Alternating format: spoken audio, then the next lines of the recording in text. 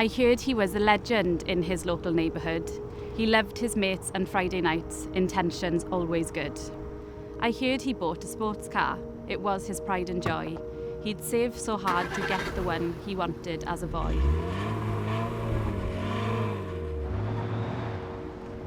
I heard he liked a risk or two, so when the crossing lights did flash, he took a chance to nip across, and then I heard the crash. I heard they went there posing for their wedding album shoot. Pristine in white and gold was she, him in his morning suit. They'd been before to scope it out and saw the perfect backdrop. I heard they checked the timetable. No trains were due to stop. But freight trains are not listed there. No trains when running late. On sight I heard the driver did so quickly press the brake.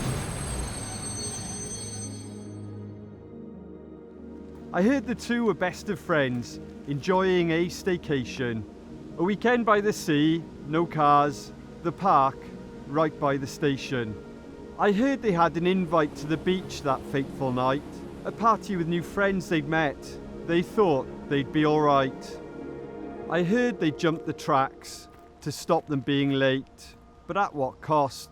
That shortcut was the thing that sealed their fate.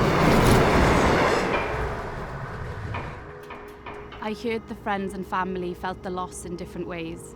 Some shared the sad, sad news online. The rest, no words to say. Life is back to normal now, although the grief is never gone. Legend, dear friends, lovely pair, the pain goes on and on. If only they'd listened, things could so easily have changed. By avoiding the tracks, this story, it could be rearranged.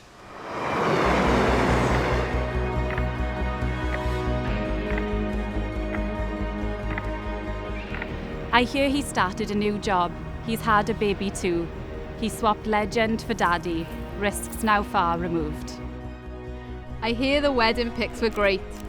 Done on site with a toast. 1 year of wedded bliss now past. Congrats cards in the post. I hear they took the long way round, then got a taxi back. They might have joined the party late, but didn't cross the track.